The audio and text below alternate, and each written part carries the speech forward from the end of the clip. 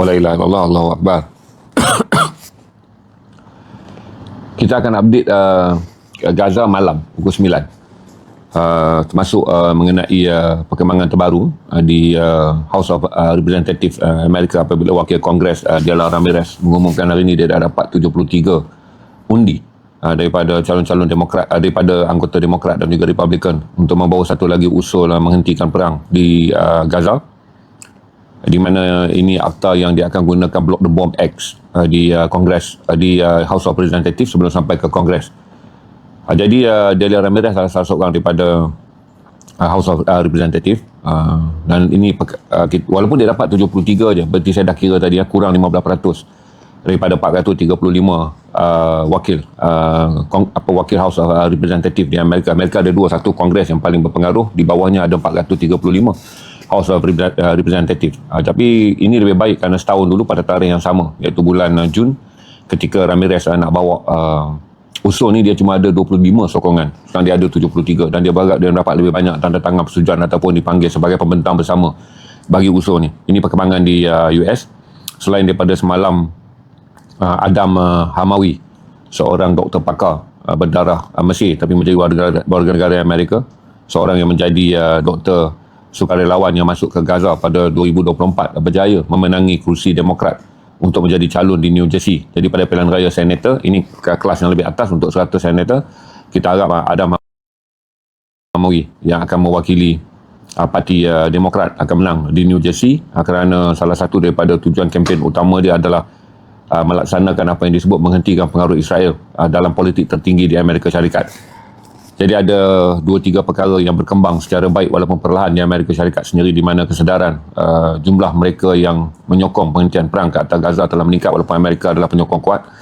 Dan pencalonan Adam Hamawi sebagai calon favourite parti Demokrat di bawah titik perjuangan dia adalah untuk menghentikan serangan ke atas Gaza, menjadikan dia calon Demokrat. Dia adalah bekas tentera Amerika. Dan kemudian apabila dia menjadi doktor pakar, dia menyertai misi ke Gaza pada 2024. Jadi serangan ke atas Dr. Adam Hamawi sekarang bertubi-tubi. Banyak orang cuba menyifatkan dia sebagai pembohong. Banyak orang cuba menyifatkan dia sebagai seorang penyokong Islam yang berbahaya. Tapi bila Parti Demokrat telah pun selesai pemilihan dan dia menjadi calon terbaik untuk pilihan raya Kongres pada 3 hari bulan November, kita anggap ini adalah satu perkembangan yang sangat sihat. Bagi tuan-tuan yang berada di Johor dan mereka yang berada di Negeri Sembilan, tanya tuan-tuan akan memasuki pilihan raya negeri.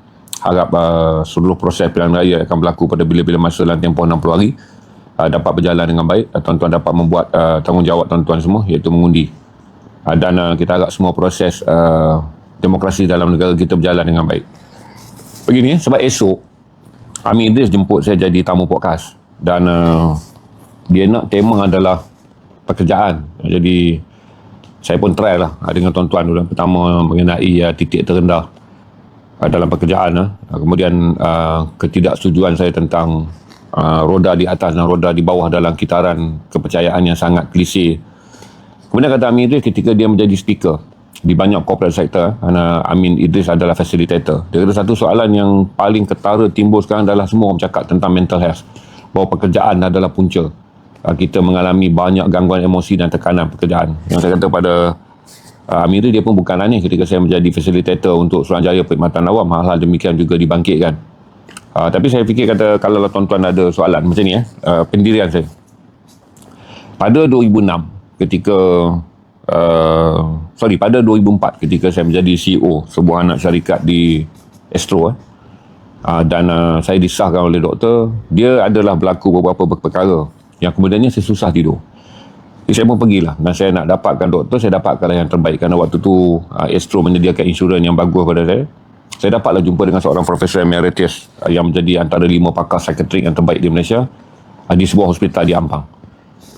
Dan doktor sahkan saya ada PTSD dan doktor sahkan saya ada depression. Dan saya cerita pada Amin Idris, saya melaluinya dengan baik, kerjaya saya berkembang, tak ada siapa pun yang tahu. Dia saya jumpa doktor setiap 2 bulan, dapatkan kaunseling, balik saya teruskan hidup seperti biasa. Yang mana saya nak adalah menyelesaikan masalah, iaitu saya boleh mendapat deep sleep sekurang-kurangnya 3 jam. Doktor kata nak pergi 4 jam, 5 jam agak rumit lah kerana beban kerja dan juga tanggungjawab yang kamu alami. Lepas tu saya diberatkan lagi oleh ambisius saya untuk melakukan dokumentari-dokumentari yang berat. Dan waktu tu kita sedang berusaha sebab bila syarikat ni ditubuhkan, salah satu daripada premium yang astronaut adalah kos rendah. Dan yang lagi satu premium yang astronaut adalah memenangi award bagi kategori dokumentari. Sebab Astro dah menang banyak award dalam bidang hiburan. Jadi dia kata dia nak imbangkan image Astro ni, mereka nak menang dalam bidang dokumentari di mana konten-konten yang dianggap intelek dan dianggap historical. Jadi saya berjelaskan kepada tuan-tuan bila waktu tu tak ada siapa tahu, dan saya bekerja seperti biasa sampailah saya disahkan keluar daripada PTSD dan gangguan-gangguan depression pada 2012. 6 tahun saya lalu rawatan, dan 2012 tu saya telah menjadi senior vice president dan menubuhkan TV Al-Hijrah yang juga berat kerana bermula daripada kosong waktu dia mula ditubuhkan pada 2010. 3 orang bekerja. Jadi saya jelaskan kepada Amin, esok kita bincang perkara ni Amin, sebab salah satu daripada kepercayaan saya, seperti mana tuan-tuan nakkan PTSD saya adalah berpunca kerana melihat terlampau banyak kematian. Abang Jai anak 3 bila saya jadi wartawan, satu benda yang paling kata doktor paling teruk adalah dalam tahun 2004 saya melihat begitu banyak jenazah ketika menjalankan tugas di Aceh, kerana saya berada di Aceh hampir 10 bulan. Jadi ada banyak jenazah kanak-kanak, jenazah orang yang meninggal sebab tsunami dan satu benda yang saya alami, mimpi tu sampai sekarang pun masih berulang, tapi saya dah boleh handle mimpi tu, adalah ketika mayat dah banyak dikutip. Aceh nak buka balik jalan dia lepas tsunami tu kan. Dia nak buka lah jalan supaya bantuan kemanusiaan ni boleh masuk ke kampung-kampung. Jadi salah satu daripada masalah kita bila berjalan di lorong-lorong sempit yang ada batu-batu ni, setengah kren masih lagi menggali untuk mengangkat batu-batu ni bagi membentuk laluan, seperti mana tuan-tuan tengok laluan yang ada di Gaza. Jadi sampai satu masa kenderaan kijang yang saya naik ini diblok oleh sebuah kenderaan yang sedang menggali tanah. Jadi sepatutnya 5 minit dia dah boleh bagi saya laluan. Tapi kebetulan waktu tu saya masih merokok. Kawan-kawan saya masih merokok. Kata kita ambil lah kesempatan. Dah sunyi kan. Berjalan sunyi, jumpalah satu kren sedang bekerja. Jadi kita berhenti. Jadi bila kren ni tengah gali, buang batu, gali, buang kayu, gali, buang macam mana, dia gali satu kali, naiklah jenazah seorang kanak-kanak.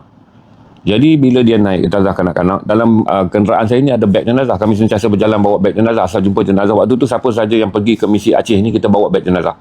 Setiap kali kita jumpa jenazah, kita akan masukkan dalam beg, kita tutup dalam beg jenazah yang plastik tu, dan kita akan pacak bendera supaya bila Tentera Nasional Indonesia TNI lalu, dia nampak je bendera tu, dia kutip. Sebab semua orang kena buat benda tu dari segi prinsip. Setiap kali kita jumpa jenazah, kita membantu. Jadi nak jadikan cerita saya spontan, saya ada air mineral 1 liter tu. Bila saja dia kaitkan jenazah kanak-kanak tu naik, dia pun serba salah. Nak lepaskan macam tu, kelepuk jatuh atas jalan, ataupun saya nak kena sambut. Jenazah tu dah bercampur-campur dengan lumut dan selut. Selut dah lumpur. Saya pergi tuang air mineral water dekat wajah jenazah tu. Saya kali saya cakap dengan tu, saya kata, perempuan, saya nak minta dia turunkan perlahan-lahan. Jadi sementara dia nak turunkan, kita kena lari. Kita kena lari ke belakang untuk mengambil beg jenazah warna hitam yang dibekalkan oleh Jabatan Bomba dan Penyelamat Malaysia. Waktu tu tiap sekali saya nak pergi Aceh, saya akan minta beg jenazah daripada Jabatan Bomba dan Penyelamat Malaysia. Jadi kita nak kena letak dia elok, buka beg jenazah dia elok, daripada kering tu turun. Kita nak pegang, kita tak ada glove apa semua. Dia masuk, kita tutup. Dan kemudian saya melihat banyak lagi jenazah-jenazah lah. Cuma bila waktu kita bekerja, kita rasa benda tu normal. Benda tu semua kita lihat normal. Sebab dah terlampau banyak jenazah.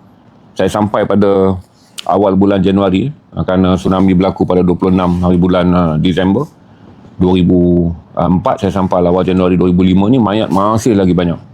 Kemudian satu lagi adalah kubur masa. Kubur masa ni digali besar. Kemudian dia gali besar, sebab saya katalah anggap paling kecil lah sebesar gelanggang badminton.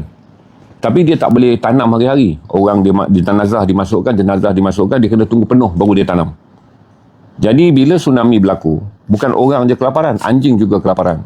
Jadi bila jenazah ni malam pertama adalah 1 lapis, dia tak boleh timbus tanah.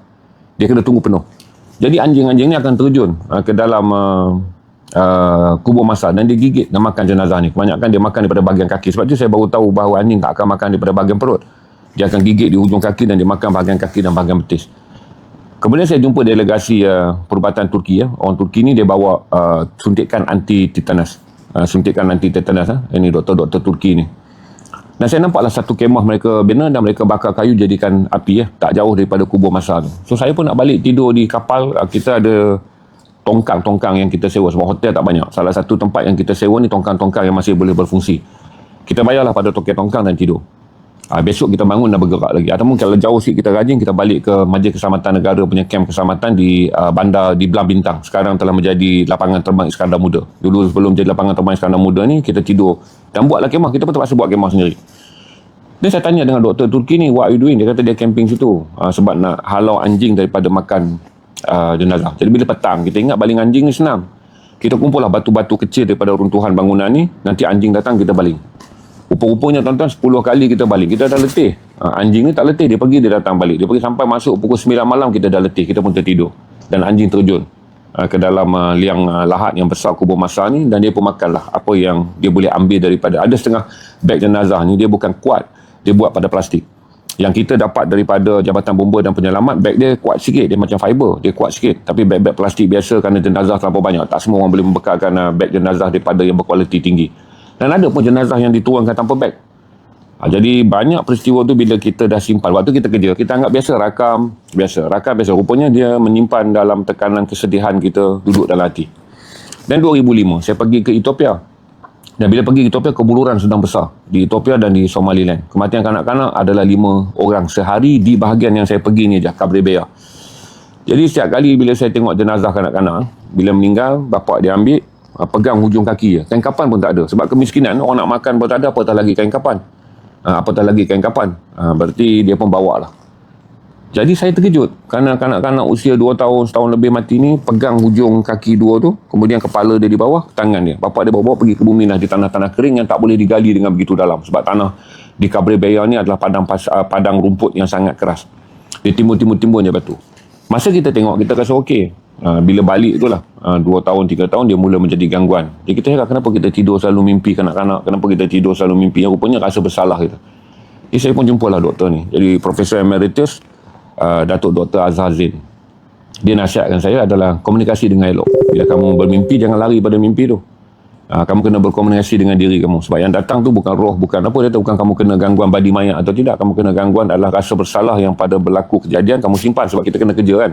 Kita kesian kat budak perempuan tu. Kita nak ke bumi jenazah dia dengan baik. Sebab waktu tu tahun 2004 tu, anak saya yang paling kecil, Syair, umur dia 2 tahun. Ilham baru berusia 6 tahun. Jadi saya adalah perasaan macam anak saya.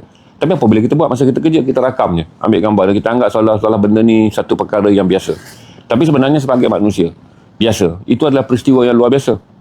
Jadi doktor ni pun ajar saya. Dia kata sebelum kamu tidur, siapkan diri kamu untuk bercakap. Mengatakan bahawa maafkan saya ketika saya bertemu dengan kamu. Saya tak mampu menolong banyak. Saya tak dapat uruskan jenazah kamu dengan baik. Dan saya harap kesalahan saya dimaafkan. Dia sebenarnya bercakap dengan diri sendiri. Sebab diri kita yang satu yang lain ni, dia bercakap tak patut buat macam ni lah. Siram muka dia, letak, lepas tu ambil letak beg jenazah tepi jalan je. Tapi pada masa yang sama kan, logik yang dikendaki oleh hati nurani kita, iaitu menguruskan jenazah ni sebaik mungkin, tak boleh berlaku kerana terlampau banyak jenazah. Dan kita pula kena bekerja. Pada waktu tu tuan-tuan, kita lebih fikir untuk menyelamatkan orang hidup. Sebab di Aceh ni, bila berlaku krisis tsunami 2004, permasalahan utama kita bukan jenazah. Orang hidup yang struggle, kelaparan, kekurangan perubatan. Dan saya pergi sebagai wartawan. Lepas tu kerana saya bersimpati, saya buat juga misi kemanusiaan sekali, campur-campur. Dengan meminta pelajar-pelajar daripada UiTM membantu saya mendapatkan ketip kuku dan juga ubat kutu. Kerana banyak kanak-kanak di kuku tangan dia panjang, bila dia makan ada pencemaran. Kemudian dia banyak kutu. Kutu tu berjangkit di kem-kem pelarian. Jadi saya bawa Wan Kamarudin, saya bawa Dan Suria untuk uruskan projek potong kuku kanak-kanak dan juga cuci kutu. Potong kuku kanak-kanak dan mencuci kutu dengan pakai ubat kutu yang kami beli daripada semua kedai di Langkawi. Bila budak-budak UiTM ni dapat duit dan dapat ketik kuku, kita tak dapat ubat kutu dengan mudah di KL kerana harga dia mahal. Kita pergi ke Langkawi. Jadi adalah seorang nama dia ni kaki motor dekat Langkawi, nama dia Bayu. Orang Langkawi kenal lah dia sampai sekarang. Abang Bayu ni pun saya ingat dah 70 umur dia sekarang, tapi katanya masih aktif bermotor. Jadi Bayu ni kata apa? Bang, saya pergi cari duit, nanti saya akan belikan semua ubat kutu. Tapi orang Langkawi dah tahu misi kapal saya ni kerana dibantu oleh Tuan Mahathir. Misi kapal saya akan bertolak daripada Langkawi sebab kapal feri yang kita bawa bantuan kemanusiaan ke Aceh ni, kita dapat tajaan daripada orang Langkawi. Kita keluarkan semua kursi-kursi feri ni. Dalam feri ni dah diisi beras, diisi apa. Bila dia pergi, orang Langkawi dengar, dia tak nak jual ubat kutu. Peniaga-peniaga di Langkawi bagi free je. Mereka bagi ubat kutu, bagi minyak gamat dan segala macam. Jadi dalam perjalanan ni, kerana kita buat dua kerja, kita akan memikirkan, silap kita adalah prinsip dia adalah selamatkan yang hidup. Bukan silap, pada waktu tu kan tenaga kita terhad. Saya nak kena buat kerja lagi, lapor untuk edisi siasat setiap Jumaat, Sabtu, malam Ahad dan Ahad malam Isnin. Saya nak kena bantu lagi sebab saya kata pada Tun, saya kata Tuan M, saya jumpa Tuan M di di Berjaya Resort Marine di Langkawi. Saya kata Tun, saya berada dalam keadaan yang sangat susah. Bila sampai sana, orang nampak je orang Malaysia Tun. Dia tak tahu wartawan, dia tengok orang Malaysia datang bawa bantuan makanan. Jadi orang minta makanan. Saya pun nak cari kat siapa Tun. Kalau boleh, kalau Tun boleh bantu melalui Yayasan Perdana, Tun bantulah. Tuan Mahdi kata boleh. InsyaAllah saya akan bantu. Kamu aturkan misi, saya akan bantu. Itulah. Bila saya bawa bantuan tu, kita hanya dalam kepala kita. Jenazah ni dah mati-mati dah. Orang hidup ni. Kerana kanak-kanak masih ramai lagi yang tak ada tempat tinggal. Ibu-ibu, mereka yang kemudiannya dilanda kesakitan kerana jangkitan akibat debu selepas tsunami. Jadi bila saya jelaskan kepada tuan-tuan, dalam waktu tu saya tak mengadu pada isteri saya. Dan saya nak mengadu pada siapa? Takkan saya nak mengadu pada rakan sekerja saya. Saya adalah leader dalam tim. Saya tak boleh tunjuk diri saya berada dalam keadaan, saya ni ada masalah mental health, tekanan emosi. No. Tak ada siapa. Bila kamu menjadi pemimpin, kamu mimpin orang lain untuk bergerak ke depan. Dan saya selalu percaya, manusia boleh mendengar tapi belum tentu boleh membantu. Dirimu boleh mendengar dan dirimu boleh membantu diri kamu sendiri. Jadi saya pergi jumpa Dr. Azazin. Dia kata, senang je nak. Sebelum tidur, bagi tahu kata nanti kalau datang, kamu kena komunikasi sebab ini diri kamu. Dia kata ini unconscious, diri yang berada bawah sedar. Diri kamu yang baik sedang marah kepada diri kamu yang praktikal. Jadi lama-kelamaan setiap kali bermimpi kanak-kanak tersebut, dia mimpi dia agak cantik tau, pasal dia akan berdiri daripada jendela sebuah tingkap. Saya akan ingat ada satu pohon besar, macam ada satu rumah kecil, kemudian seorang kanak-kanak akan berdiri daripada sebuah jendela tingkap. Dia tengok saya dan saya tahu dalam mimpi tu dia connected, inilah budak yang saya ambil jenazah dia tanpa bersihkan, hanya cuci muka dia dengan mineral water, dan saya tahu dia perempuan. Saya tahu dia muncul tak sama lah dengan kanak, tapi ingatan kita akan mengatakan, ini anak Aceh ni. Kemudian bila dia datang, saya bercakap lah. Saya tak bahasa dia, saya pakcik, maafkan saya, waktu tu saya tak dapat urus jenazah. Sebenarnya kita bercakap dengan diri kita, unconscious kita. Berbulan-bulan, besok saya pergi kerja seperti biasa.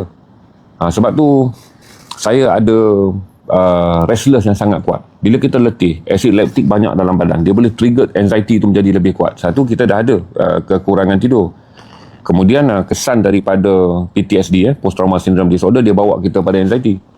Tapi saya kata Amin, saya lalu semua Amin. Amin pun tahu 2006 betapa cemerlangnya kerjaya saya. Saya menang banyak award dalam anugerah Top A di Malaysia, Festival Filem Malaysia. Saya menang dokumentari terbaik. Saya menang anugerah screen. Saya menang anugerah festival filem dan segala macam lah. Kalau tuan-tuan tengok dekat wiki saya kan, tu zaman wiki saya tu menang anugerah tu semua pada zaman saya mengalami apa yang disebut oleh doktor sebagai PTSD plus depression. Dan saya kata besok kita bincang tu lah Amin, supaya abang boleh cerita pada semua orang. Benda ni bukan alasan untuk kita berundur ke belakang. Masalah sekarang ni dah dijadikan alasan. Macam saya katakan, tuan-tuan masuk maraton, apa yang tuan-tuan perlu? Untuk membolehkan tubuh tuan-tuan bawa larian yang jauh, tuan-tuan kena exercise. Bagi tubuh tuan-tuan kuat. Saya kata bab tu orang kita pandai. Tuan-tuan nak otot badan tuan-tuan jadi cantik, tuan-tuan main gym. Tuan-tuan buat semua. Maka sama juga. Untuk membolehkan mental kita tidak dikalahkan, endurance mental kita mesti tinggi. Tapi kalau endurance tu kita ambil kan, dengan mengatakan aku tak lari 2 km, bila tuan-tuan nak turun berat badan? Ini nak lari 7 km, bila tuan-tuan nak dapat jantung yang sihat? Aku pergi gym setengah jam nak bosan, bila tuan-tuan nak dapat tubuh yang cantik? Endurance mental sama seperti endurance fizikal. Dia memerlukan tuan-tuan punya kemauan untuk mencapai apa yang tuan-tuan nak dalam fizikal tuan-tuan. Jadi endurance mental ni adalah dengan setiap hari tak mengalah, dengan mengatakan ini satu permasalahan, letak dia dekat tepi. Bila kita nak atur dia? Sebelum tidur. Ini masalah adalah apa? Bila kita nak atur dia? Bila datangnya letih. Ini masalah macam mana kita nak aturkan dia. Dah sampai dia dah peak, tangan kita dah menggigil, esok ambil cuti. Jadi saya bagi tahu pada Amin, sama seperti saya bercakap pada Suruhanjaya Perkhidmatan Awam. Semua orang bercerita tentang bos yang tak bagus. Semua orang bercerita tentang pekerjaan ini memberikan mereka tekanan. Apabila kita rutinkan, semua benda ada alasan untuk menggambarkan bahawa kita berhak untuk merasa kecewa, kita berhak untuk merasa kita tertindas, kita berhak untuk mengatakan diri kita dianiaya oleh persekitaran kerja, maka lama-lama saya kata Amin, benda ni akan menjadi penyakit sosial. Semua orang akan mula menggunakan tekanan dan segala macam. Saya kata ini dialami oleh orang-orang dulu pun. Tapi orang dulu tuan-tuan, oleh kerana ruang tidak mengizinkan mereka untuk mengatakan bahawa kerja bendang ni berat. Saya tak tahulah orang buat dua kerja kan. Saya fikir ayah saya ceria kan. Waktu dia siang dia bekerja sebagai buruh madar. 8 pagi 4 petang. Lepas tu Dr. Mahathir tambah jadi 4.15.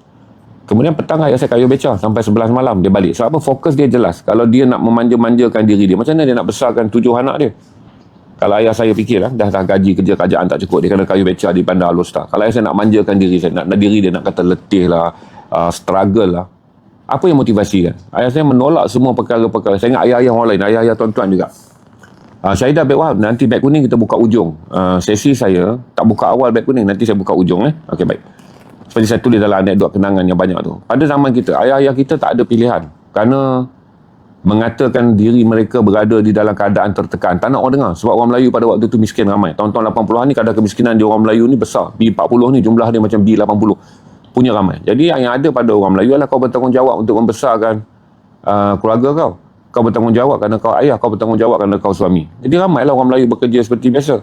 Dan bila kesedaran tentang kesihatan mental ni timbul, orang Melayu tak menggunakannya, orang kita tak menggunakannya untuk dapat penyelesaian, dia gunakan untuk jadikan alasan. Orang ni kena faham dia, orang ni kena faham dia. Berapa ramai orang nak faham kita? Kerana orang yang sedang memahami kita ada tanggungjawab. Kita ada supervisor yang nak kena faham kita ni.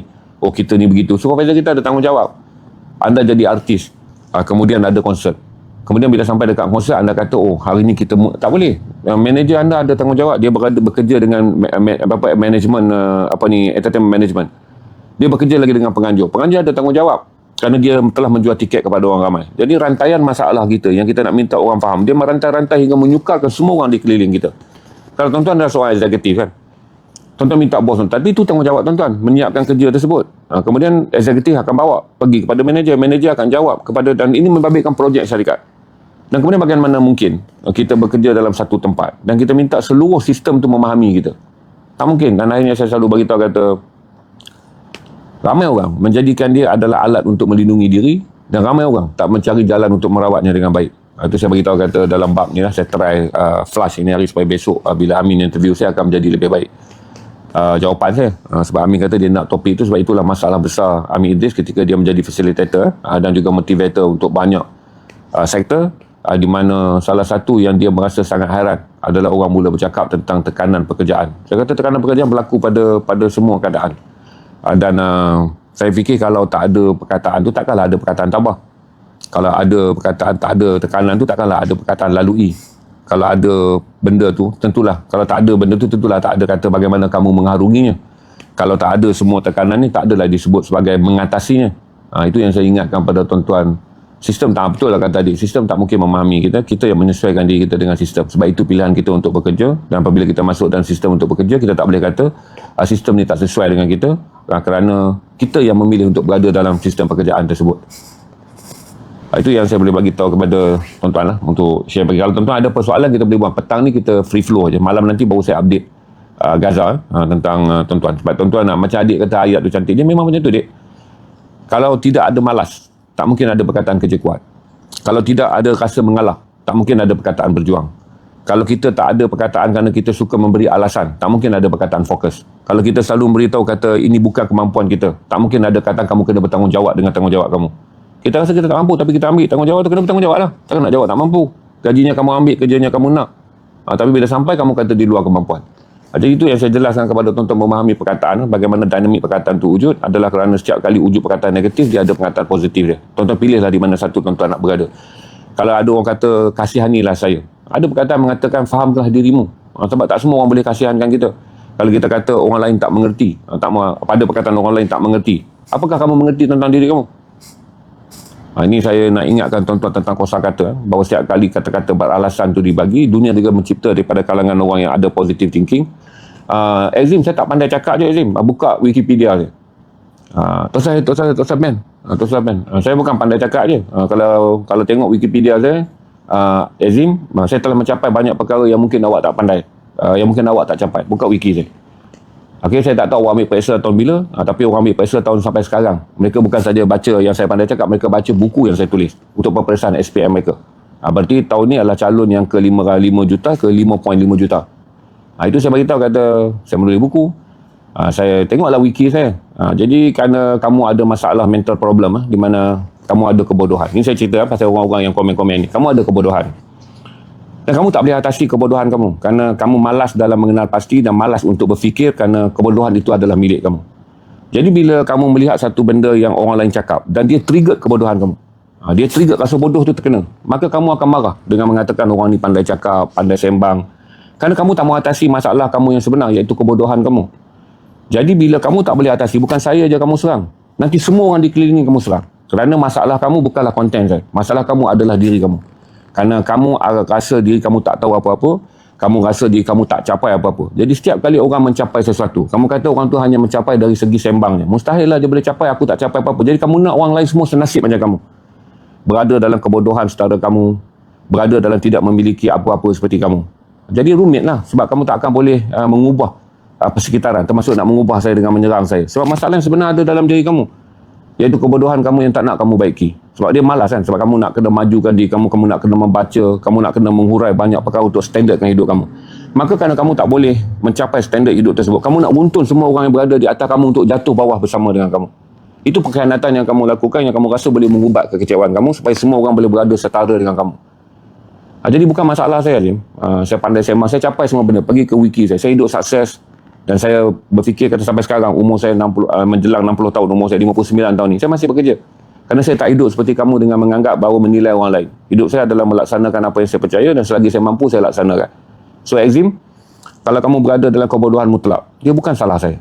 Dan kalau kamu berada dalam kebodohan mutlak, bukan apa yang saya cakap tadi yang sebenarnya menjadi masalah pada kamu. Masalah kamu adalah baiki diri kamu. Terima kasih. Ada apa-apa lagi tuan-tuan nak tanya tak? Itu bukan saya marah, nasihat saya. Tuan-tuan yang lain pun akan mendapat nasihat yang sama. Sebagian tuan-tuan ni walaupun saya kata dekat Azim tadi kan, tuan-tuan pun akan mendapat nasihat yang sama. Sebab tu saya suka jawab. Sebab bukan Azim seorang je yang ada perangai macam tu. Ramai tuan-tuan yang menonton juga ada benda yang sama. Di mana setiap kali kita tak dapat menyayangi seseorang, menyayangi kita tak dapat bersaing dengan dia, kita cari kelemahan dia. Seorang tu berjaya, kita kata tak apalah dia anak orang kaya. Kita nak mengatakan alasan kita asal daripada keluarga miskin, nasib kita malang sampai sekarang. Kemudian ada seorang tu pula, dia mendapat pekerjaan dan cepat naik pangkat. Kita kata dia bodek bos. Sebab kita tak mau terima hakikat dan menilai kerja kita selama ni bagus ataupun tidak. Kita nak seorang itu kita nak seseorang yang berjaya daripada kita tu, kita carilah laluan yang bagaimana kita kata sebenarnya bukan aku kurang. Dia menggunakan laluan-laluan yang tidak sihat. Tapi sebenarnya sampai bila kita nak selesaikan? Tahun demi tahun orang naik pangkat. Tahun demi tahun kita mengulangi ayat yang sama. Tahun demi tahun kita berada di takut lama. Berpuluh-puluh orang telah melangkau kepala kita, sentiasa kita kata, dia ni pembodek, dia boleh lah bos tak suruh pun dia buat kerja. Dia ni jenis keluarga pun dia abaikan demi kerja. Aku okey, aku keluarga aku jaga. Tapi kenapa mungut? Kalau anda menjadi pekerja 9 pagi 5 petang, bekerja 5 hari seminggu je, kerja-kerja di luar job scope, saudara-saudara tak nak buat, saudara ada keluarga yang bahagia, raihkanlah keluarga tuan-tuan yang bahagia. Kenapa nak menentang kepada orang lain yang mencapai sesuatu yang tuan-tuan tak kejar pun? Tuan-tuan tak kejar kemajuan bekerja kerana tuan-tuan nak jadi ibu bapa yang baik. Hiduplah bahagia sebagai ibu bapa yang baik. Kenapa perlu ada kerosakan dalam diri tuan-tuan mempertikaikan orang yang kerja kuat? Tuan-tuan memiliki sesuatu yang orang tak miliki, iaitu tiada kenaikan pangkat, gaji naik pun ciput, tapi ada keluarga bahagia. Bersyukurlah dengan keluarga bahagia kerana tuan-tuan telah mencapai sesuatu yang tuan-tuan percaya dalam hidup tuan-tuan. Tak ada masalah. Sebab kalau orang tu pun keluarga dia tak bahagia kerana dia mempunyai wang yang banyak, dia tak datang ganggu pun kebahagiaan tuan-tuan. Sebab kebahagiaan tak boleh dipinjam. Duit orang tu mungkin tuan-tuan pinjam. Tuan-tuan malas bekerja. Lepas tu tuan-tuan kuranglah berduit. Tuan-tuan pergi pinjam duit kepada orang yang berduit. Tapi waktu yang sama tuan-tuan adalah keluarga yang bahagia. Selamat tuan-tuan, sebab orang tak datang pinjam bahagia tuan-tuan. Tuan-tuan ni, keluarga tuan-tuan ni bergelak ketawa daripada 8 pagi sampai 12 malam. Keluarga orang tu diam sunyi rumah dia kerana sibuk bekerja. Okey?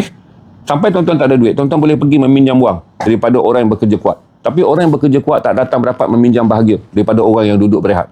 Jadi selamat kekayaan tuan-tuan dengan kebahagiaan tu selamat, sebab tak boleh dipinjam orang.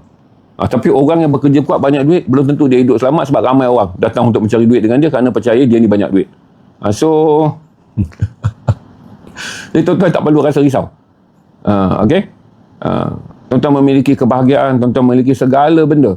Tapi itu yang saya jelaskan. Bila tuan-tuan masuk ke tempat orang, tuan-tuan rasa, tadi yang dia katakan sembang pandai. Tuan-tuan tak pandai sembang. Dan hidup tuan-tuan pun orang tak ganggu, orang tak datang minta nasihat, orang tak datang. Tuan-tuan pun tak ada cita-cita nak jadi macam saya. Okey, ekstrim kan, kau hiduplah macam kau sekarang. Pakcik tak boleh ambil kebahagiaan kau. Dia tak boleh pun masuk komen benda-benda yang dengan niat nak mencedera dan meluka atau merosakkan saya. Sebab saya tak boleh ambil apa-apa pun daripada kamu, Azim.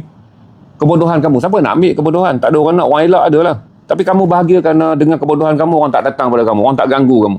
Maka hidup, sebab bodoh adalah satu tanda bahagia bagi Tuan punya lah. Okey. Ada apa yang tuan-tuan nak tanya? Petang ni kita free flow Tadi malam pun saya update tentang Kepala Gaza detail.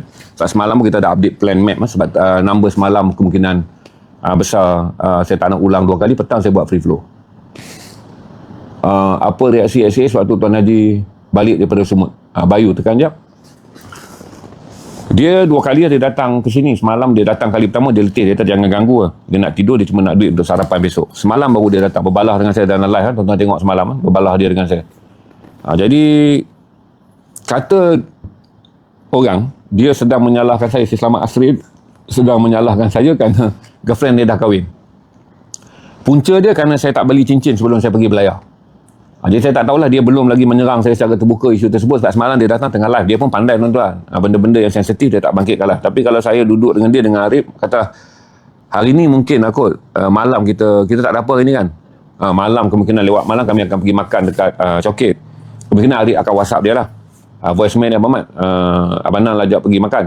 Dia tahulah bukan makan saya, dia akan dapat duit. Semana dia dapat dah RM100 daripada saya.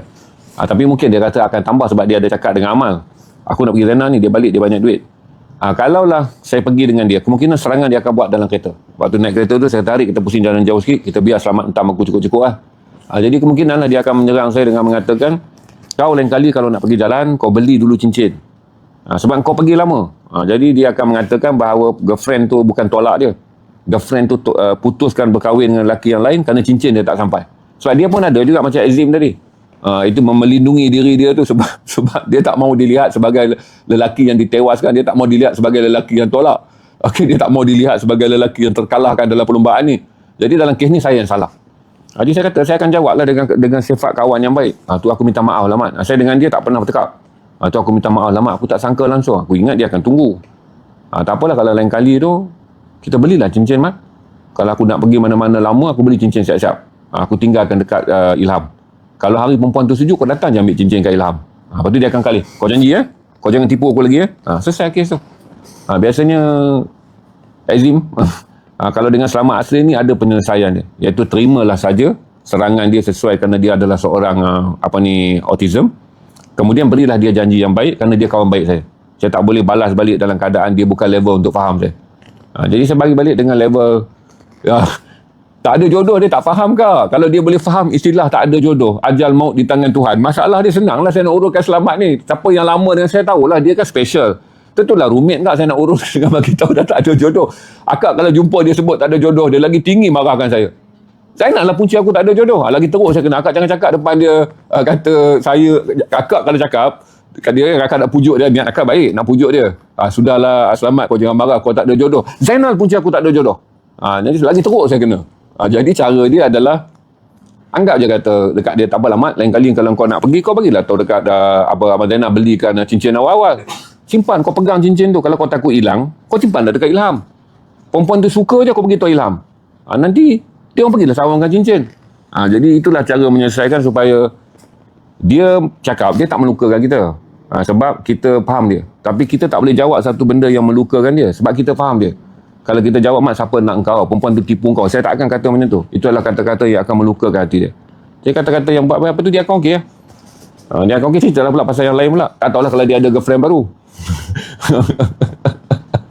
Kalau awak sebut dia kan, apa nama, Mama Roza, beli awal pun dah tak ada jodoh. Dia maki tu, kalau puan lah pergi jumpa dia, dia tak kenal pula, terus kena hamun sangat dekat Bukit Bintang tu. Sebab dia ingat tak ada jodoh tu sebagai reject dia. Selamat, dia membesar dalam low self-esteem. Kan saya ceritakan dia daripada besar, orang kata zaman orang belum sedar autistik ni, Selamat ni selalu dikatakan sewel gila. Kalau akak pergi cakap macam tu, lagi teruk, jodoh ni tak ada dalam kamus dia kak. Yang ada dalam kamus dia, siapa yang bersalah dalam hal yang sedang berlaku nanti. Jadi senangnya. Jodoh ni saya ingat ada satu perkataan yang kalau untuk Selamat kan, dia kena raba sampai ke langit nak faham perkataan jodoh tu. Apa dia? Tak, saya tak canang kau, saya tak tahu dia ada awet ke tidak. Tak tahu, saya kena tanya dia lah. Ada dia cakap pasal girlfriend baru Arif? Tak ada, dekat Arif pun dia tak cakap, tak ada lah tu. Dia apa single yang available lah sekarang. Cincin emas kalau saya nak beli, jangan bohong. Jangan bohong. Maksudnya dalam dunia Selamat ni, saya kena akui dalam beberapa hal dia lebih cerdik daripada saya. Kalau saya beli, tuan-tuan nak tahu bohong ke tak bohong, dia akan minta resit. Dan lagi satu, Ain dah kahwin. Kalau lagi satu, kalau nak beli, kena bawa dia. Dia tak ada ni, bagi-bagi ni, dia boleh pergi dekat Amal. Kau cerita betul-betul Mal. Aku tanya kau ni. Aku tanya kau betul-betul ni. Ni, Zainal beli dekat aku, dia kalau belakang, dia tak panggil saya, macam bagus kat dia depan tuan-tuan, dia panggil saya Tuan Haji. Belakang dia cakap, betul tak Zainal ni beli Mal? Kau cakap dengan aku betul-betul. Amal akan takut nak bohong dia. Oh ni Abang Zainal gurau dengan kau kot, bukan emas ori ni. Jadi saya akan beli ori lah. Saya beli yang ori tapi saya tak bagi dia simpan. Sebab nanti hilang, saya akan letaklah dekat Ilham. Kalau itulah cara untuk membuatkan dia dengan, tapi katalah macam contoh Mat, saya cakap, Mat, kalau kita beli cincin ni Mat, harga dia 600-700. Belum tentu lagi bila nak pakai. Kalau beli beskar boleh pakai. Senang dia nak trigger dia. Kita beli beskar lah. Kalau beli cincin ni Mat, tahun depan kau dapat girlfriend. Kalau kita beli beskar, esok kau dah boleh beli. Jadi divert. Beli beskar. Tapi Mat, kalau kau beli beskar, kau jangan ungkit pasal cincin lah. Dia akan ingat. Letak pula Arif kat situ. Arif, kau dengar Arif Abang Samad kata apa? Dia nak beskar kan? Kau dengar Arif kau jadi saksi. Dia akan cakap kat Arif. Dia suruh paksa Arif cepat jadi saksi sebab dia nak beskar. Kepala dia terus menggigil lah bayang beskar baru, topi keledar baru. Begitulah divert dia. Jadi kena ada saksi. Kalau tidak besok dia ungkit, dia boleh pindah cerita. Jadi nak buat perjanjian tu, kalau Arif ada Nuar dia, senang lah. Ilham ni saksi tak jalan sebab dia boleh deny macam tu je. Arif ni very powerful, Nuar ni very powerful. Jadi cincin dia tukar je lah. Sebab saya rasa beskar dia pun dah masuk dalam tempoh perlu beli yang baru. Sebab saya bajet 3 bulan, kita beli dah 3 bulan lebih kat 4 bulan. Beskar dia tu dah patut saya beli yang baru dah. Dia bukan bijak tuan-tuan. Kita ajar dia untuk bijak. Sebenarnya Selamat akan belajar banyak perkara yang betul kalau kita bersifat jujur pada dia. Sebab dia akan tahu, inilah cara hidup yang betul. Dia bukan licik tuan-tuan. Sebab tuan-tuan, kalau kita guna kaedah condemn dia, dia tak dapat belajar apa perkara pun tentang negosiasi, tentang menjadi kawan yang baik, tentang mana berunding, bagaimana divert berlaku, bagaimana manusia sebenar hidup di luar alam autistik dia. Jadi kita kena ajarlah dia satu benda yang kita bagi tahu dekat dia, kata di luar alam yang kau fikirkan ni Mat, ada alam lain yang kami fikirkan. Cuma nak rundingkan satu perkara yang dia tak ada kepentingan, dia tak mahu tahulah alam kita ni fikir macam mana. Bila dia masuk dalam hal ni, kita bawa lah dia dalam ke alam kita. Ada saksinya, logik dia, beli beskar boleh naik lagi Mat. Tapi tak apalah, nanti kalau kau jumpa perempuan dan perempuan tu nak kahwin dengan kau, kita beli cincin. Cuma takut kita beli cincin sekarang kita simpan, rugi Mat. Tak tahu bila kau ada girlfriend. Tapi kalau beskar esok kau dah boleh naik. Maka saya jelaskan kepada tuan-tuan, kata dengan perkara-perkara beginilah, rundingan-rundingan beginilah dia dimatangkan. Sebab tu Selamat ni dia autistik yang survivor, dia tak jadi macam orang lain. Sebab bila kita ada anak autistik, kita protektif. Kita kata dunia akan bully anak kita. Kita simpan anak kita. Belajar di sekolah autistik, simpan dia dekat rumah. Kemudian kita securekan lagi anak kita, dia akan dihina oleh orang ramai kerana dia dianggap autistik. Saya tak bersetuju lah. Sebab tu, ni Iqbal, mai jap. Ni tuan-tuan tengok kawan saya seorang lagi Tapi dia ni munasabah dibuat kawan lah, dia tak pernah hunjan dia seperti Selamat. Dia adalah helper di studio dia. Nama dia Iqbal. Dia autistik tu. Bagi salah sikit. Saya dengan dia dulu kawan rapat, sekarang berbalah. Sebab dia menyokong gerakan rempit. Saya berbalah lah dengan dia. Dulu saya dengan dia sependapat daripada dia kecil. Umur dia 3 tahun, 4 tahun ni, saya ada tulis story dia dekat biru saya kan. 3-4 tahun saya dengan dia kawan rapat. Sampailah dia besar, kami bersetuju. Dalam 2 tahun sudah kami renggang. Kerana dia memilih menyokong gerakan rempit, sedangkan saya menentang. Tengok cerita ni kawan-kawan ni. Hari ni nak buat review lukisan. Review lukisan? Ada handphone. Lukisan mesti rempit tu. Okey. Apa ni buat lukisan? Hari ni ada... Dia pandai buat AI poster. Poster je. Walaupun dia tak boleh menulis, dia akan minta rempit berjuang selamatkan anak tepi jalan. Poster tu keluar. Poster-poster dia semua mak rempit bantu gelandangan, mak rempit bantu orang tepi jalan. Saya bengang je sebab poster dia. Maksudnya tuan-tuan, kalau tuan-tuan tengok poster dia. Betul. Okey, tengok ni dia buat poster baju. Dia ada produk lah sekarang. Ni dia buat sendiri tuan-tuan. Okey, saya tunjuk kat tuan-tuan poster-poster kempen dia dekat saya dulu. Dia nak suruh saya masuk geng dia. Mana poster mak rempit bantu anak-anak yatim? Saya kat angka. Dulu dia kata apa tau? Dia nak bagi saya termasuk geng dia.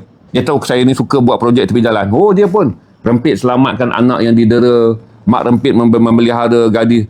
Poster-poster dia semua menggambarkan supaya dia boleh kata apa? Ini cara nak pengaruhi, dia panggil saya uncle, cara pengaruhi uncle ni nak samakan saya buat projek. Dia kata ni buat mana? Banyak ni saya buat. Poster dia banyak, hari banyak. Mana rempit membantu anak-anak tepi jalanan?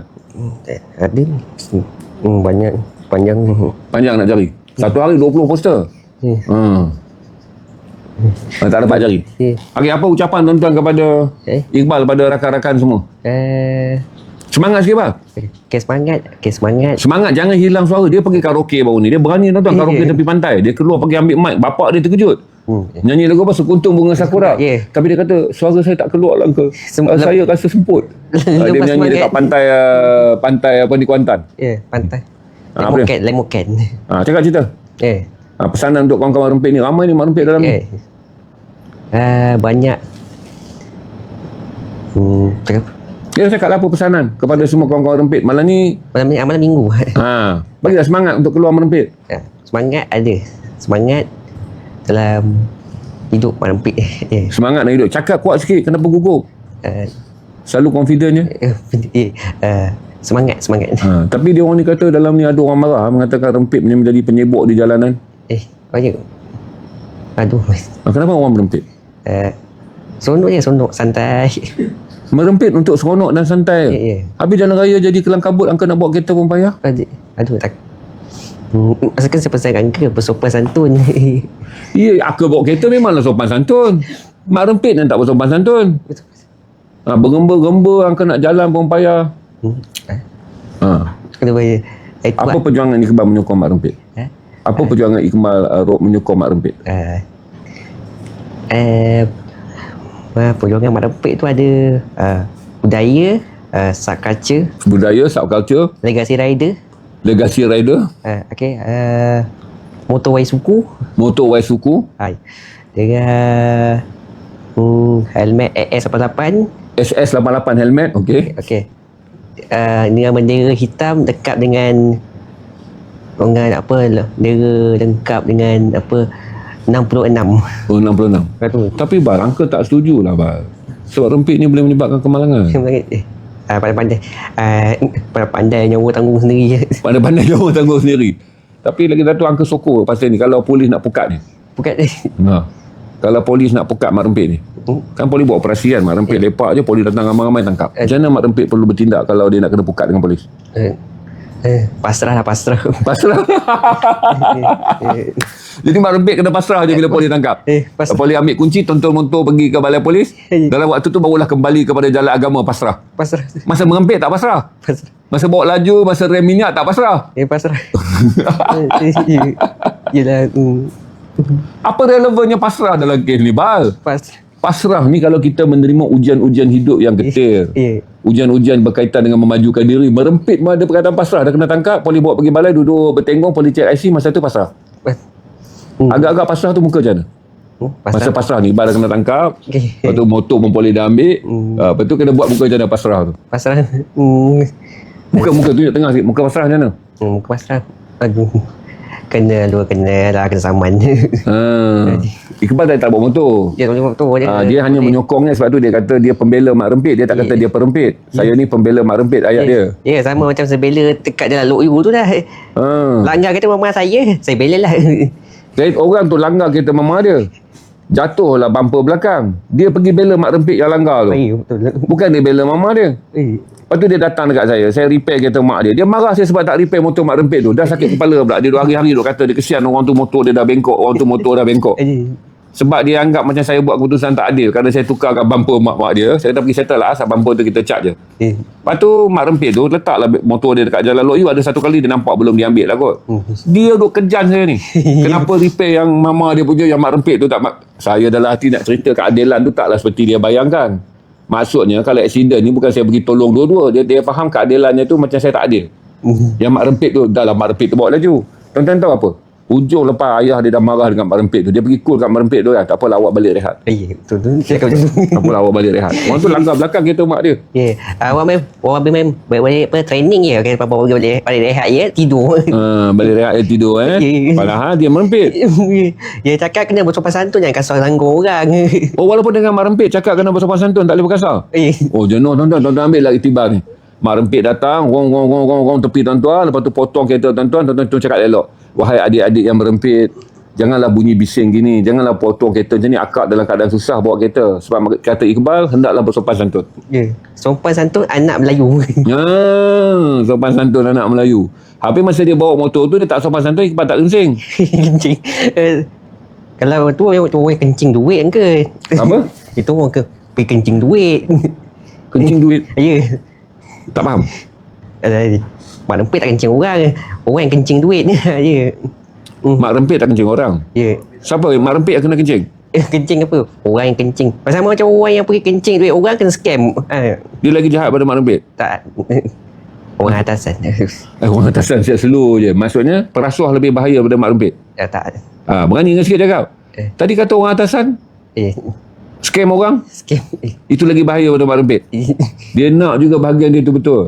Sebab ni udaya Rempit ni ambil daripada udaya Angel. An angel. Kelak Dia tak takut.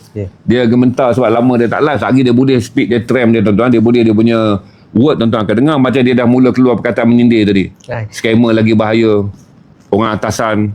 Tu dah bunyi tu ayat-ayat anti politik dia. Betul. Betul Abang cakap. Okay. Ada kasta dia. Ada kasta dia. Kasta bawah, kasta atas. Kasta atas buat apa selalu? Duit, orang kaya, hidup mewah. Hidup mewah. Kalau orang bawah ni, duduk miskin, duduk termakan. Mak Rempit kasta apa? Kasta berlumba lah. Kasta berlumba. Ada juga kasta berlumba. Mak Rempit kasta apa? Berlumba cari dah, cari duit.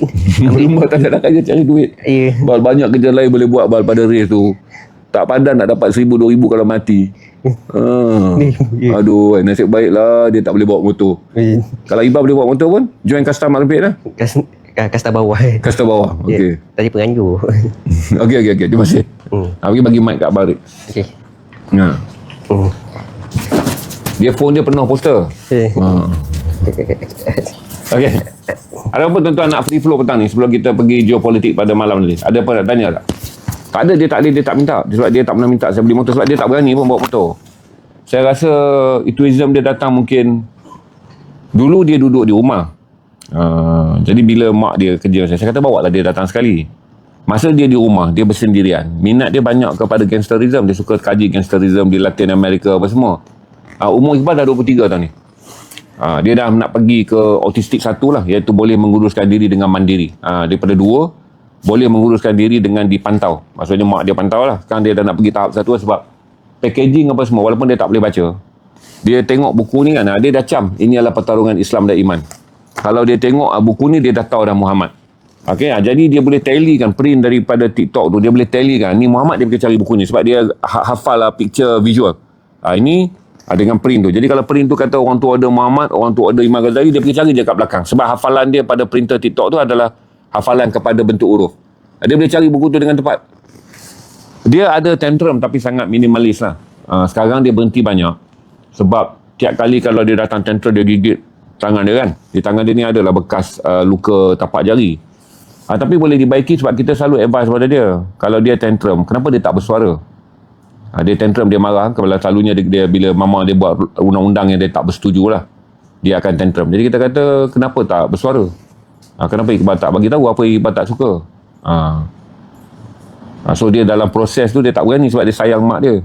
Dia tak berani lawan mak dia sebab dia itulah mak yang dia ada kan. Jadi mak dia ni dia tak berani lah lawan. Jadi setiap kali kalau mak dia batalkan satu-satu keputusan, kerana melawan tu dia rasa bersalah sebab itu mama dia gigit tangan dia. Dia gigit. Mama dia pula latih. Kau gigit lah, kau takkan dapat satu benda yang tak masuk akal untuk dilayan.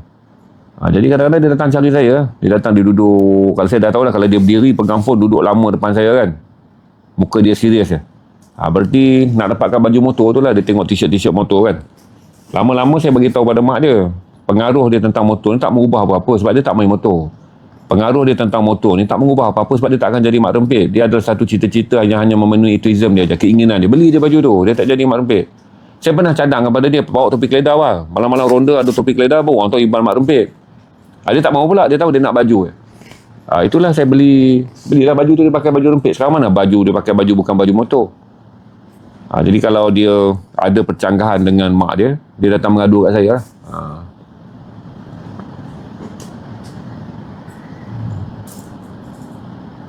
lah. Dulu dia selalu cakap macam tu, baru dia bawa helmet. Dulu masa dia gila jadi skateboard, belum dia datang mak motor, dia dah mula keluar kan daripada rumah dia. Mak dia kerja dengan saya, dia selalu datang keluar. Lepas tu dia ada allowance. Bila dia dapat allowance, dia ungkit dengan mak dia, uncle ada bagi duit. Jadi mak dia bawa lah pergi Bukit Bintang. Dia mula nampak orang main skateboard.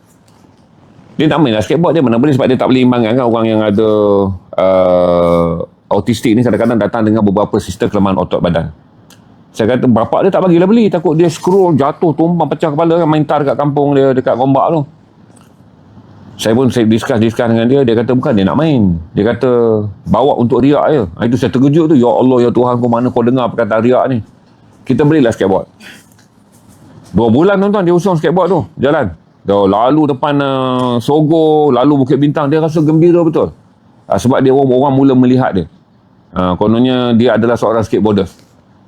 Bila kawan-kawan main skateboard datang tengok, kawan-kawan skateboard gelak. Bang, ini bukan skateboarders main. Ini basic untuk budak-budak tolak. Sebab saya pun tak tahu. Order dekat Shopee. Saya order lah skateboard lebar, tayar besar. Tengok model tu cantik.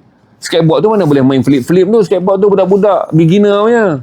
Saya kata, bang, jangan bawa lagi bang. Malu bang. Ini bukan skateboard yang naik main terror-terror macam kita tengok dalam gambar, kita dah salah beli dah. Kita dah salah dah, pecah lubang nanti. Atau dia tinggal skateboard tu, kucing main kat rumah dia tu. Kucing naik duduk, dia suruh kucing dia main kat rumah sebab dia juga bela kucing. Dia berhenti lah skateboard tu.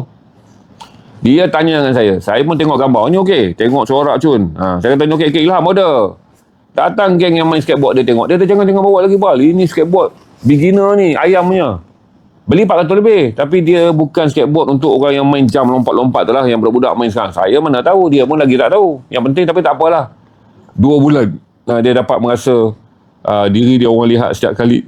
Dia masalah visibility lah. Setiap orang, anak-anak kita bila dia menjadi kurang upaya, selamat ke siapa kan, kita kena ingat tu hak dia untuk merasa wujud. Sebab dia ni, kita yang nafikan hak dia, kita sembunyi anak kita. Kita tak tolak anak kita ke tengah sebab kita kata anak kita ni cacat. Kita kata anak kita ni istimewa. Kita kata anak kita ni bahan ketawa pada orang. Tapi dia tumbuh sebagai manusia biasa, dia nak dunia tahu dia wujud. Visibility. Jadi dia bukan salah apa, kita hanya faham adalah kerana dia ingin diri dia dilihat sebagai wujud. Apa kita buatlah, sekarang dia dah ada keyakinan yang tinggi dia wujud. Sebab tu ya bapak dia kata balik raya haji, balik raya Aidiladha, orang naiklah atas stage menyanyi kan. Maka Iqbal ni pergi ambil mic nyanyi. Saya kata perkembangan yang sangat luar biasa lah. Dia dah berani naik ke stage dan kemudian menyanyi walaupun dia autistik. Saya fikir kata salah satu banyak kita pelihara anak istimewa ni, walaupun masyarakat dah mengiktiraf. Pak An, itu bergantung bagaimana anda establish lah. Saya tak pernah percaya pada ketekasan. Saya lebih percaya pada diskusi lah. Macam kalau dia tak boleh selesaikan masalah dengan mak dia, kerana mereka ada masalah kontras kan, dia datang pada saya akan discuss dengan dia. Pertama saya menangkan mak dia dulu. Itu mak yang melahirkan kita. Kena sayang, itu mak yang jaga Iqbal. Iqbal kan istimewa, bukan senang nak jaga Iqbal. Tak sama macam uncle jaga Kak Ilham, tak sama macam uncle jaga Abang Ian. Sebab Iqbal istimewa. Jadi mama dah penat besarkan Iqbal. Kena settle bab tu dulu. Bab di mana Remain dia tak marah pada mak dia. Sekarang apa masalah? Dia beritahu lah dia nak beli baju ni. Lepas tu mak dia kata bulan lepas dah beli. Jadi saya kena menang mak dia dulu. Saya kata Iqbal, kalau baju ni patut tak RM180. Sewa rumah Iqbal RM600. Berarti kalau mama belikan baju ni, dia berapa banyak tau? Dia sikit lagi nak sampai sewa rumah Iqbal.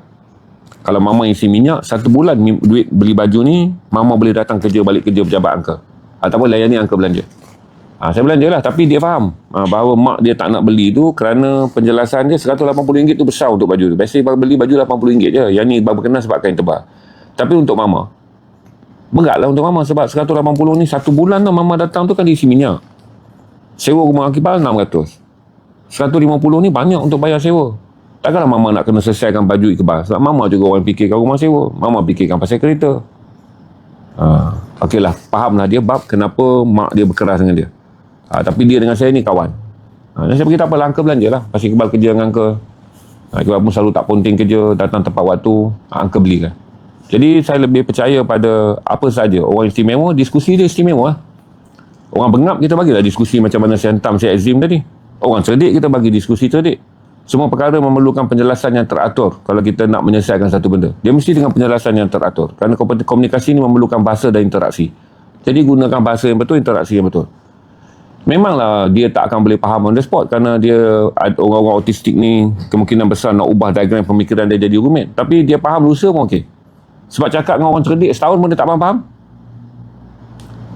Kita cerita pasal Palestin, sampai sekarang orang tak boleh faham. Kita pun sabar lah. Ada orang cerdik setahun tak faham. Jadi kalau orang autistik ni, 3 kali dia datang, 3 kali saya kena explain pasal sewa rumah mak dia, saya kena explain pasal minyak mak dia kan. Dia akan faham sebab kerana kita ada satu ruang mengatakan mereka ni mempunyai beberapa kekurangan dari segi mental.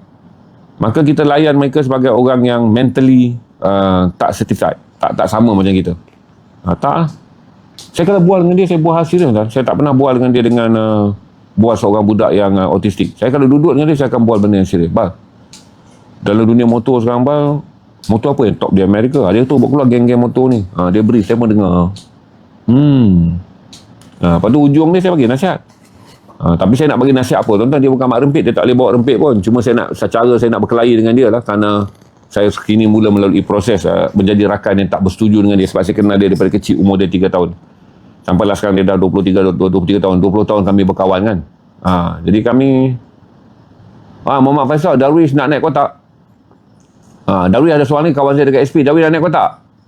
Ada request Arif? Saya boleh naik Darwish naik kotak. Darwish daripada Sungai Petani. Boleh panggil Darwish jap. Darwish adalah rakan sekawan baik saya juga. Saya rasa umur dia 12 tahun. Darwish 12 tahun. Mana ni kami tengah tunggu ni. Arif tengah tunggu nak menaikkan Darwish. Saya dengan Iqbal setuju untuk tak bersetuju lah menjadi rakan buah. Sebab saya nak dia kawal vocabulary. Sebab dulu dia tak boleh cakap langsung. Sebab otot lidah dia fumble.